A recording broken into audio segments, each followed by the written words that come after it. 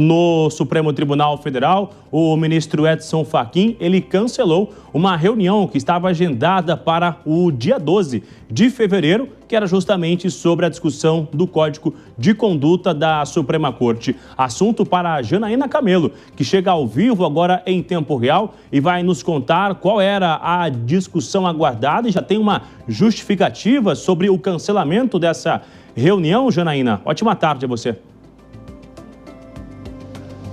Ótima tarde para você também, Bruno, para todo mundo aqui do Tempo Real.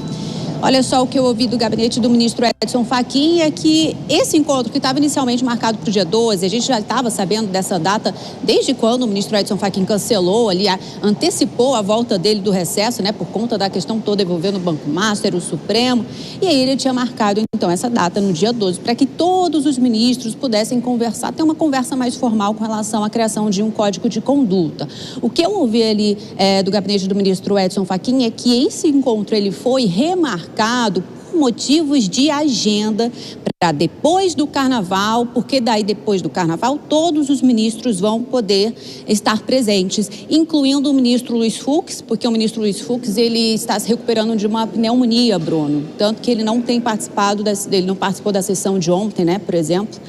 A primeira sessão do STF, a sessão plenária, e esse é o motivo, né? E que não tem esse cancelamento, essa suspensão desse encontro, não tem nada a ver também com as declarações que foram feitas na sessão de julgamento de ontem pelos ministros Alexandre de Moraes e Dias Toffoli, porque eles fizeram declarações muito contundentes em relação à conduta de magistrados, dizendo que já existe legislação para que regra perfeitamente a conduta de juízes e do magistério, é o que os dois ministros disseram.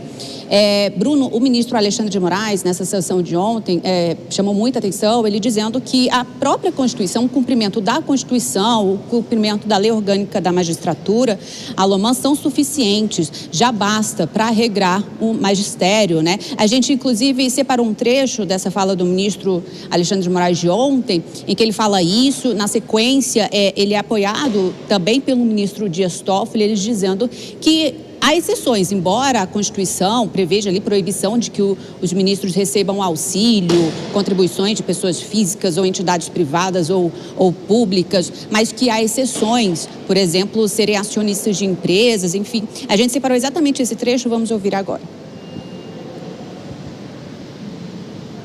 Magistrado é sócio de determinada empresa ou é acionista, não pode? Pode. Pode. A Constituição diz: ressalvadas as exceções previstas em lei. E a LOMAN diz que não pode ser sócio dirigente. Se assim não fosse, ministro Cássio, nenhum magistrado poderia, por exemplo, ter alguma aplicação num banco. Ações de um banco, é acionista do banco. Então não vai poder julgar ninguém no sistema financeiro. Isso, Alexandre, teria que doar a sua herança a alguma entidade de caridade. Óbvio que todo mundo é livre para fazê-lo.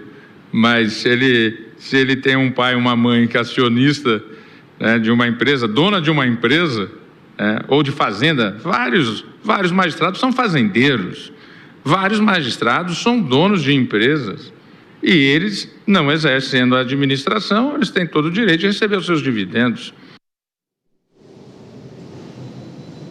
E aí o ministro Alexandre de Moraes, ele também disse nessa mesma declaração que não há nenhuma carreira pública com tantas vedações como o magistério. Disse que a regra de impedimento é clara, que o magistrado desde a primeira instância até o STF está impedido de julgar qualquer caso que tenha qualquer das partes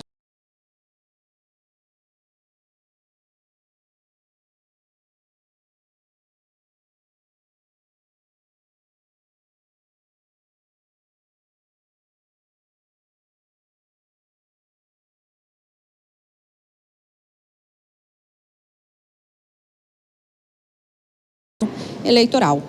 Bruno e Márcia. Vamos voltar a falar com ele.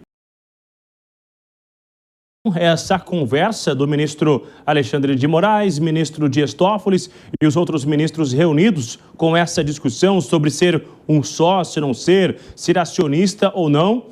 Eles estão discutindo um eventual cenário ou algo que estaria acontecendo? Só para a gente entender aqui, mano.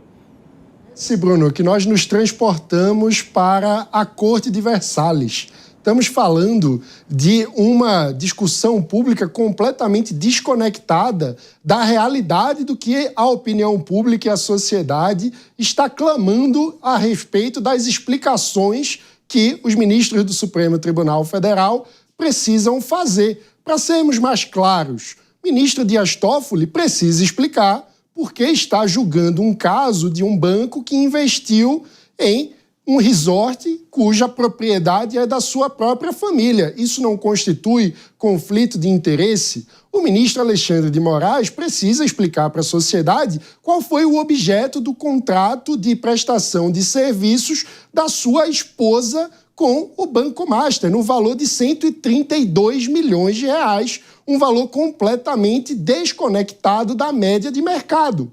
Qual foi o trabalho realizado pela esposa do ministro para receber um valor como esse? São essas as questões que a sociedade está fazendo. Os ministros, nesse tipo de discurso, mostram uma completa desconexão com com aquilo que a sociedade está clamando de explicações. E, na prática, dobram uma aposta na desmoralização do próprio Supremo Tribunal Federal e no aumento do descrédito que a sociedade dá às instituições. Dessa forma, prejudicam a solidez da democracia brasileira.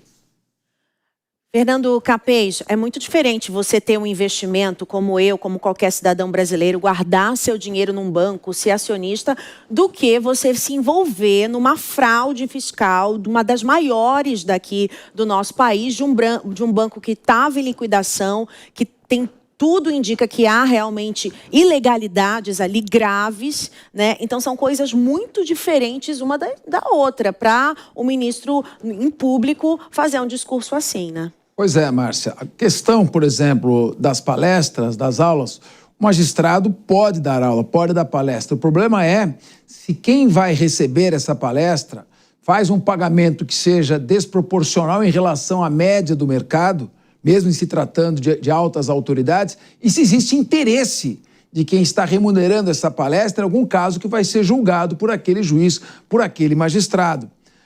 Da mesma forma, é possível que você seja acionista de empresas, mas não pode, por exemplo, você ter cotas de escritório de advocacia, não pode participar de sociedade comercial. Tem uma série de limitações que estão na própria lei orgânica da magistratura.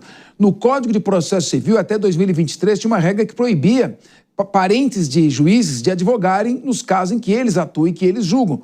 Essa norma foi declarada inconstitucional pelo próprio Supremo Tribunal Federal. Não adianta você fazer um código de ética se não houver um órgão controlador que vai exercer uma atividade correcional de fiscalização sobre observância ou não. Se tem um código de ética, mas não tem quem exige o seu cumprimento, a medida soa como demagógica. E hoje quem faz o cumprimento, quem faz esse tipo de controle é o Senado Federal. Esse Senado que está aí. Precisa falar mais alguma coisa? Pois é, eles se protegem, né, de tudo. Obrigada, Fernando Capês e também Mano Ferreira, a gente volta com vocês já já. Agora, o tema da nossa enquete do dia tem a ver com esse código de conduta. Você acredita que esse código de conduta, de ética no STF, deve ser tratado como prioridade? Vota na nossa enquete no YouTube, youtube.com/Jovem Pan News. Ali embaixo no chat você vota, deixa sua mensagem, já dá seu like, compartilha o vídeo e também pode mandar um WhatsApp pra gente no 119-325-8055, que é o nosso canal direto com você. Então, ao longo do programa, eu vou ler algumas opiniões aqui na JP nas redes.